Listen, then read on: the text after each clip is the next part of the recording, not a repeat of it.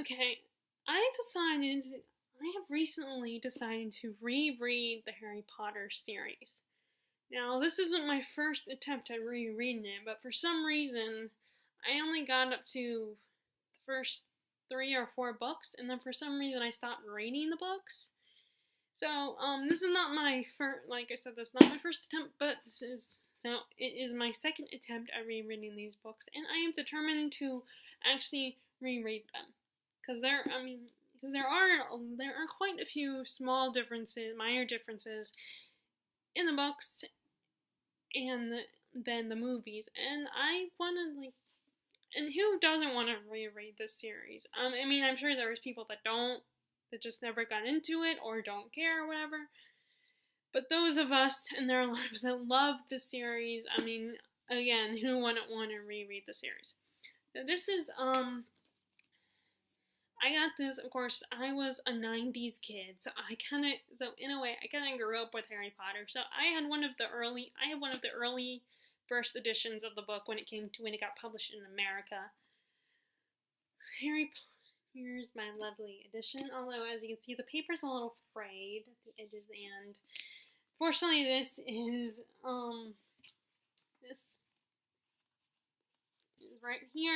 It's torn at the top. And the other day, I said I would never do this, but yesterday when I went to the pool to bring it with me, I ended up taking off this cover, the dust jacket. I normally don't do that because I want to show off the pretty dust jackets usually, but I can understand because even when I'm reading to bed, the dust jackets, unless it's a library book, the dust jackets will slide up, and that's really that is kind of annoying. But like I said, I like to keep the dust jackets on because they're so pretty usually.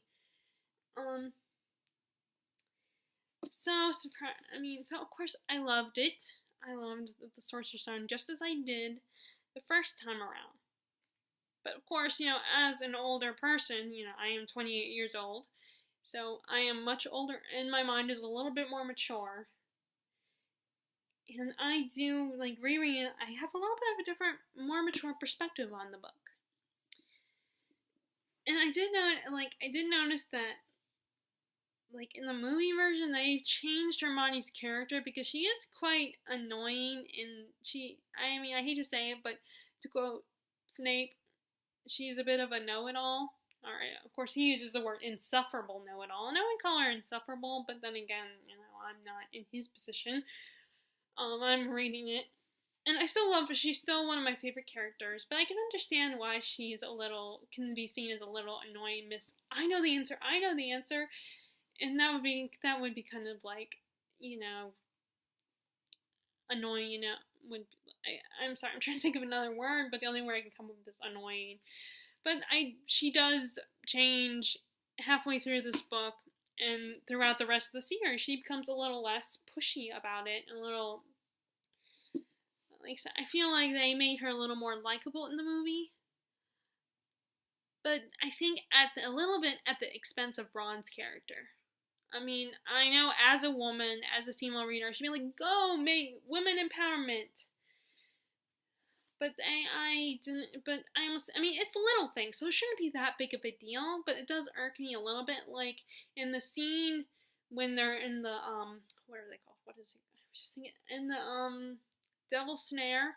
Yes, she is the one who figures out that, she's the one that recalls the little detail that, the Devil's Snare,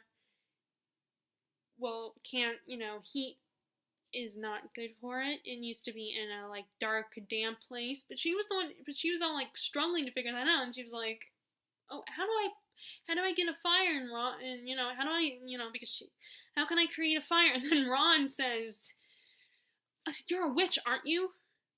And he's like that. I love that part, and I love how he's a lot smarter than the movie's playing off. Now I know a lot of people don't like Ron, so they don't care if Ron looks dumb in the movie. Not that he looks that dumb, but I feel like he's a little smarter in the books. But it was very fun to reread this and re-experience. I will never be able to get that first time read experience, but it was still very fun and thrilling. Whereas as an adult, the writing style though does kind of bug me. I mean, I know that shouldn't matter, but I'm a little picky about writing style. And a lot of, the books that are like, for younger readers, that writing styles, there's obviously a difference in the writing style than, the older YA and the new adult books. So sometimes that bugs me. And there's definitely that. You can definitely, you can definitely tell that this is originally starts out as for children, as for younger readers, because it's very straight to the point. And but it's still, because this is part of my childhood, I can get past that. But like I said, it's a silly problem anyway. It's just one of my pet peeves. That's why I don't read middle school level books that are intended for middle school readers and younger. But lately I've been reading, like, I read the first 4 books of a series of unfortunate events, but then I kind of got a little bored. I haven't checked out the next book since. Or 5, it might be 5, because the last one I read was the Miserable Mill. That's the last one I read, and I haven't checked out the Austere Academy one yet. I don't know why. I'm not eager to continue. I mean, I'm sure I would enjoy it, but I'm just. And then I've read the Ascendance trilogy, The School for Good and Evil, and all those I did enjoy. So I'm getting more open to children's literature and middle school level books. But I noticed, what I keep struggling with, how come are there actually people like the Dursleys out there that are that cruel? I mean, it's just so frustrating how mean they are to Harry, and you just want to give the guy a hug, and you just want to, and I just want to understand, are there really people that could be that mean, that horrible? Of course, then again, I have a little bit of that in my family. I won't state specifics, obviously. So there are, so it's so crazy though, how horribly the Dursleys are, and I can't believe they are so, I can kind of understand their fear of magic, but it's like, Harry doesn't understand. He didn't know what was going on in the beginning of this book. He didn't understand why all these weird things were happening around him, and they take it out on him like they expect him to be able to control it. And how can he control it if he doesn't know? If he doesn't understand? And they lied to him. They told him his parents died in a car crash and everything. And I actually recently had a theory that, I'm wondering the reason why Petunia treated Harry so horribly was not just because he was a wizard, but because her sister died. I think she's a little resentful and regrets her relationship with her sister, and I feel like she takes it out on Harry, her anger and pain, and just is so, and that's why she's so mean to him and lets his uncle Vernon be so horrible and bully him, and let her own son bully him too. I think it's also so adorable,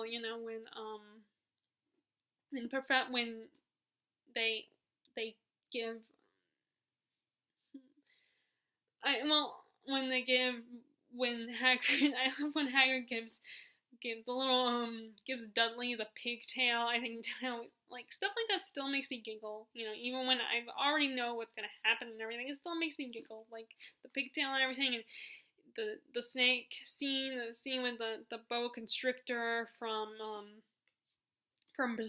Brazil. And when I'm reading this, like, key scenes that are in the movie, I can hear the actors say the lines, even though they're not exactly like the line, like in the book, because they're, sometimes the lines are a little differently. Like in the scene with the mountain troll, first of all, I wish that they had the line where Professor McGonagall says, gives them points for defeating the mountain troll, and then she says, for sheer dumb luck. That's what she says in the movie, and they did not have that in the book. I'm so disappointed. And actually this, knowing what I know and everything about Snape and everything, it does give me a different perspective on his character. Though I still am very conflicted about his character because I still think Harry is not a bully. Yeah, he disregards rules sometimes, but he is a good kid. And yes, I know he's James's son, and I feel like Petunia, because of what happened, because of the past, I feel like Snape takes it out on Harry because he looks like James more than he looks like Lily, and it's because James and Lily got together, and in his mind, James probably stole Lily from him. So it's, I feel like he's taking it out on Harry, who looks most like James, with the exception of the eyes. They always, everybody throughout the series, one of the things I remember, because it's in the movie, is that, when they see Harry, they say, "You look so much like your father, but you have your mother's eyes." They always tell him that. That's one of the things that they kept, although, funnily enough, because the green eye contacts were bothering Daniel Radcliffe, he couldn't make his eyes green, so they're not green. I don't know what color they are, but they're not green in the movie. But I feel like that's such a small thing, even though it's very significant in the book. I feel like, physically on screen, that is such a small thing that, unless you are a hardcore fan, you're not going to really notice that. But let's see. I love this whole thing. I don't know what my favorite scene was. The centaurs kind of annoy me. I'm glad. They did have friends in there. They had his part, but they didn't have. But the rest of the centaurs kind of annoy me. I know they're supposed to be spiritual and stuff, but remember Cece from, I don't remember. I'm sorry, I'm having a brain fart here. I don't remember what her account is, but her account name is. But Cece, I remember she puts. I think it was Cece that put it. Unpretentious something. I can't remember. I remember when she was talking about. I think it was Cece who said this.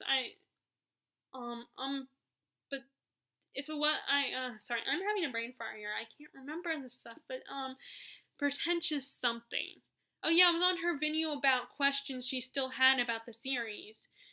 And she called them unpretentious or pretentious something. It was just, I remember, it just made me crack up because they're like hippies, and they hardly do anything, don't say anything to Harry. They just say, to Harry and Hagrid, they're just like, "Oh, Mars is in, retrograde or whatever." And it's like, oh my god, I know that you're all like, "Oh, I know we shouldn't help you." They have that whole, "we shouldn't help humans," but come on, this will affect you too. I can't entirely hate the centaurs, though, despite what happens in our introduction to them in this first book. Book 5, when they stampede over Umbridge or chase her down. I don't remember. I think she survived because she's in the 6th book or whatever. I think. I don't. No, in the 7th book, because she does survive, because in the 7th book she has the locket, or I think in the movie anyway. I'm assuming that it's the same in the book, but I don't want to assume too much. But so I assume that she's still alive. But in the 5th book, I love when the centaurs like basically stampede and chase her down and stuff. I love them then. I appreciate them for that. I just don't like how they. Oh, I remember now. Francis in the 6th book because he's one of it. I think he's in one of the other books because he becomes a professor at the school at one point, like divination professor or something. Yeah, because when I think Trelawney, when she kind of temporarily gets fired by Umbridge, I think one of the teacher that takes her place is Ferenz, I think. Which I thought was really cool. I wish that they had that in the movie, but I know there were some stuff that they had to take out. Like I said in my why this would have made a good television series, I get that, with movies you have to take out some things because you can't put in everything. It's only the stuff that's important to the main plot you keep in there in the movie. Alright, let's show it off. So I get that they couldn't have every little detail, although I think if it had been a series. But then I understand why a movie is sometimes a better option than a television series. I don't know how people feel about my video and why I would make a good television series, but I am not discrediting them. The movies were great. The movies were fabulous. I love the movies and I appreciate what they did for the series. The movies they were one of the best adaptations I've ever seen. But still, and I also like I like the troll scene because Harry sticks his wand up the troll's nose and the troll boogies line. I love that one. And it's Ron who says that Hermione is too frightened to even remind him, but she's the one who taught him how to say it correctly, to be fair. But he's the one who, which in the movie he does too. But Hermione doesn't tell him, he just remembers on his own. So it's just, I know it's a little and shouldn't be that big of a deal, but it kind of irks me that Ron is, I feel like at times Ron is sacrificed to make Hermione look brilliant, which I know as a woman I should be like, I should be feeling the other way, but I don't know. Ron is like one of my favorite characters, and as is Hermione too. But you don't want to make her like perfect either. She was good, and I don't think she was perfect in the movie. But I think a flawed character is 10 times more interesting, than a character that's like perfect. But then again, like I said, it's such a small thing, so it was still. I'm gonna shut up and quit complaining. But I like the troll scene, and I like. And I like how Hermione, that was the turning point in their relationship. For the first half of the book, or the first quarter of the book, or whatever, Hermione and Ron and Harry have a very hostile relationship. Ron and Harry are good friends, and they have a very hostile relationship with Hermione.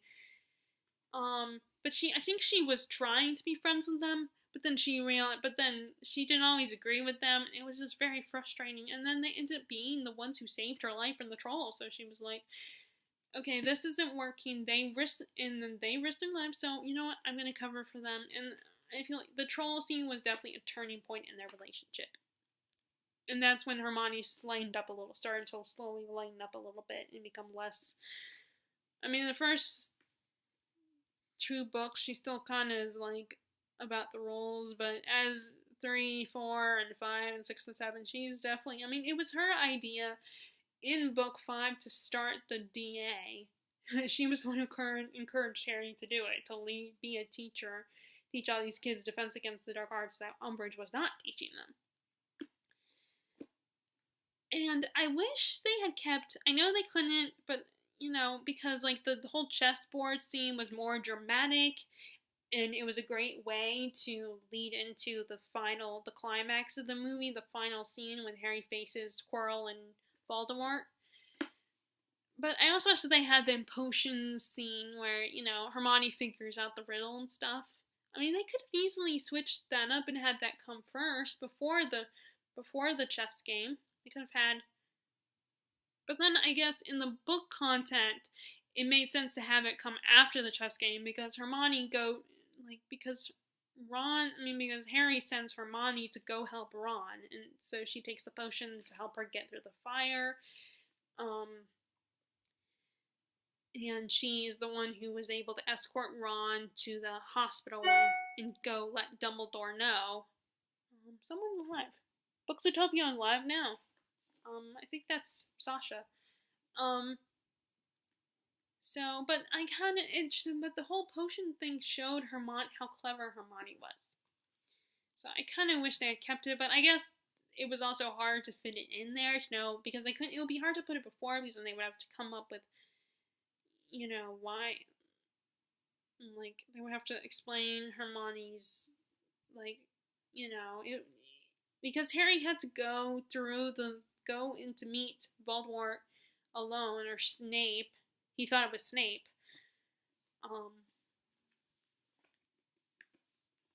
Which was the first time, the first time that, the first time they assumed wrongly about Snape. Although they're not entirely wrong, because Snape does hate Harry because he's James and Lily's son, and he's resentful of that. So they aren't wrong about how Snape feels about Harry. And a lot of times Harry isn't entirely wrong. Like in the 6th book, he was right about Draco Malfoy being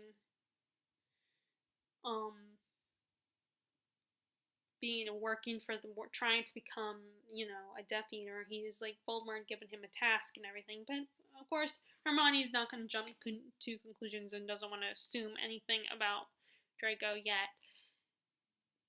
Let's see, what else do I like? I always loved the scene in the wand shop where Harry finds his wand, because I feel like that's, first I love that moment. So the other thing, of course, in a book that's missing is the music. I know it's not possible. It's impossible to have music in the book, but it definitely makes it more dramatic. And I just read it straight through. I mean, I tried to be dramatic in my inflection of reading it. Of course, I was reading it in my head, and I did hear, John Hurt saying the lines.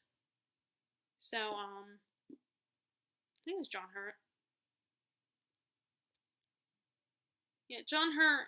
William Hurt is the blonde actor, the one that was in The Host. John Hurt, I think, is that older British actor. I always get those two mixed. I always get their names mixed up. I'm trying to figure out which one is John Hurt and which one is William Hurt. I love that scene, and I know they and Harry's first encounter with Draco, of course, is different in the book. His first encounter is Madame Malcolm's robe shop. He meets him there, and I love how he compares him. He says that he's worse than Dudley, and Dudley looks like, really, actually Dudley looks sweet compared to Malfoy. Malfoy is a little bit of a douchebag. Although I can understand why people feel sorry for him, especially in book 6. There's definitely have more sympathy for his character, because he's in a situation where his father, I mean, I never even noticed that, but as I'm reading Chamber of Secrets in the first scene with Draco and his father, you definitely see how his father is very harsh on him, and he has to live up to certain expectations.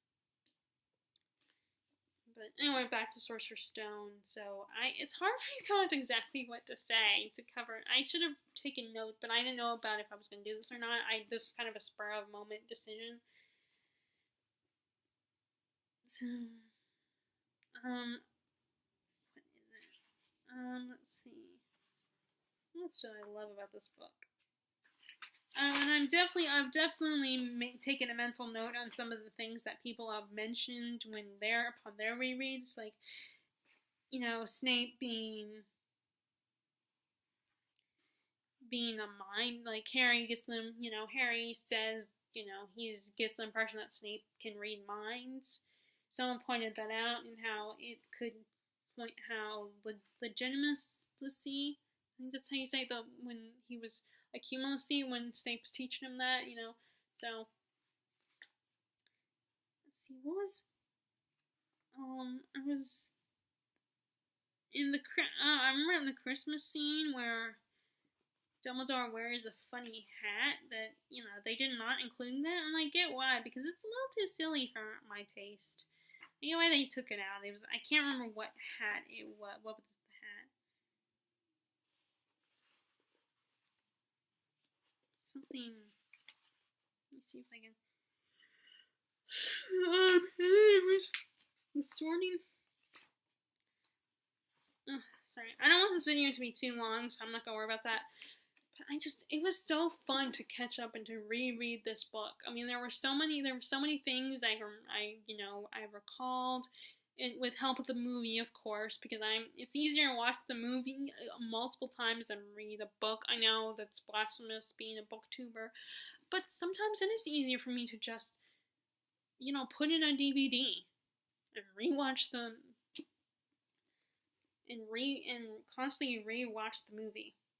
Now with my edition and how my dust jacket is, I almost want to get the other paperback editions that are smaller, but I would want to keep these. Of course, my mom would probably pressure me to would be like, "Why do you need another edition? You already have these, and they're still perfectly intact. They're still good, and you can easily read." I mean, it's in better condition than my original copy of it, which I'm decided to give to my friend Terry.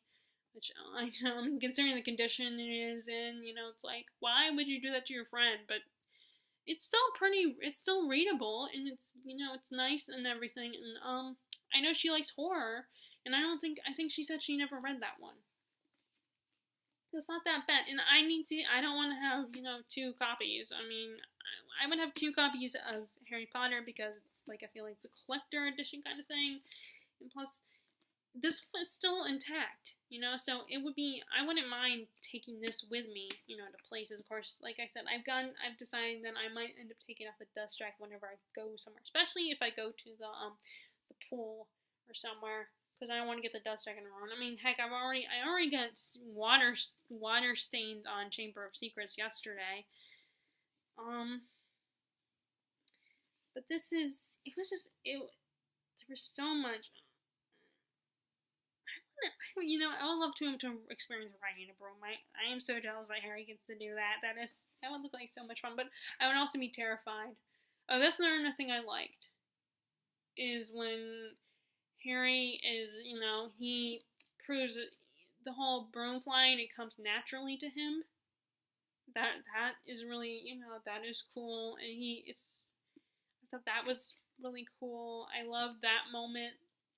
And he gets the remembrall and I don't blame him for thinking McGonagall was gonna expel him or suspend him from school.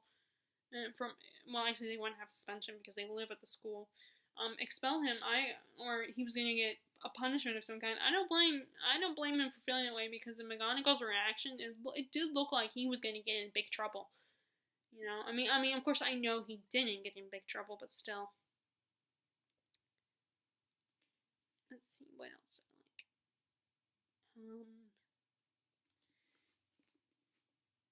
Let's see, there's a unicorn on this cover. And there's a three-headed dog. I will always have a soft spot for these covers because these are the covers I grew up with.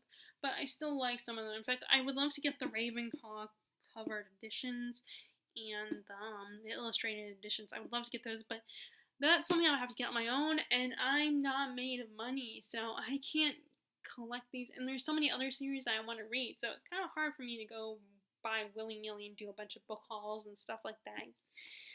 But I would love those editions. I mean, who knows, maybe I will get a boyfriend that will willingly buy those from that kind of stuff for me, especially, as a gift. But anyway, let's see. What else can I say about this book?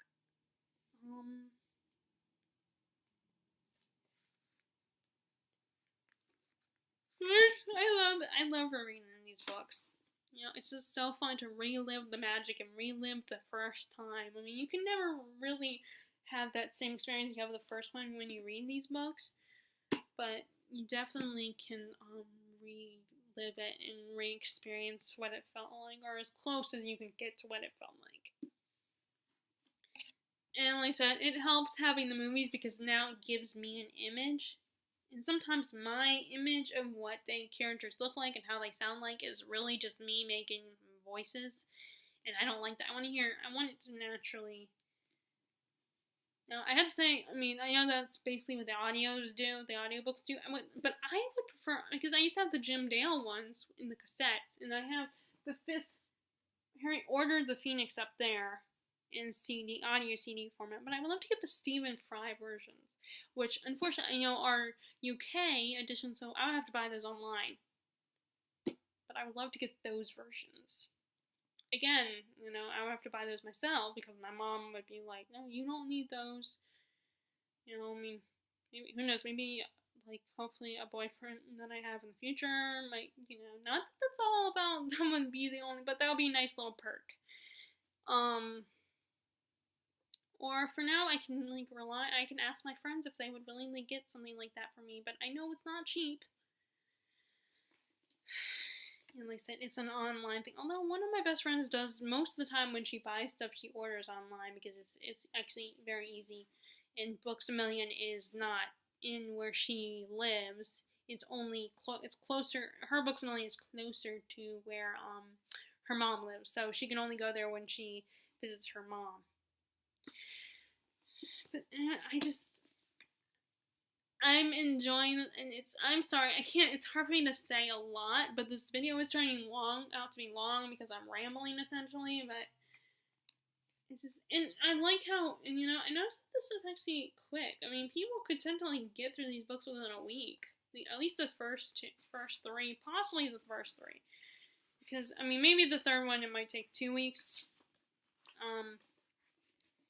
Or it might only take a week.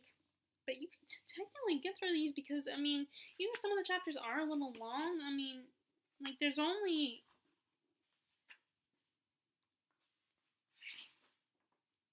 17 chapters, and, yeah, that would normally seem like a lot, but, I mean, it's also a kid's book. The original first 3 books are originally written for kids anyway, so it's easy to read, and you could get through it in a week.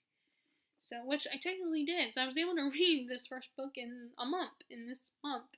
I was worried that I wouldn't, but I did. And I was able to also squeeze in another book that I started. And I just finished today, Brain on Fire. But that's, of course, not what this video is about. But it's just, I recommend those of you who are huge fans of Harry Potter just to do a reread. Reread the series. Even if you're much older now. I mean, of course, most of us know that, it doesn't matter how old you are. You can still enjoy Harry Potter, But I definitely recommend it. Just, relive it. Reread it. I mean, and although I don't have to, I'm sure although I think a lot of people are basically doing rereads. And of course, unfortunately, most of those people, this is not their second time or third time like me. I mean, technically, if I get through all 7 books, I will count this as my second reread, or a reread, my second reading of it, because, well, the first attempt I made, for some reason, I did not finish it. I did not get through the whole series. But anyway. Okay, that's all I had to say. It's hard for me to come up with a lot of stuff I want to say, but that's all I'm going to say about this book. And it's just, I will continue reading. I am already rereading Chamber of Secrets. I got through the Whomping Willow chapter. So I just finished that chapter, I believe. Well, I didn't just finish it. I didn't just finish that chapter, but I finished it yesterday. So now I'm going to continue reading that, and I will talk a little bit of that one when I'm done with it.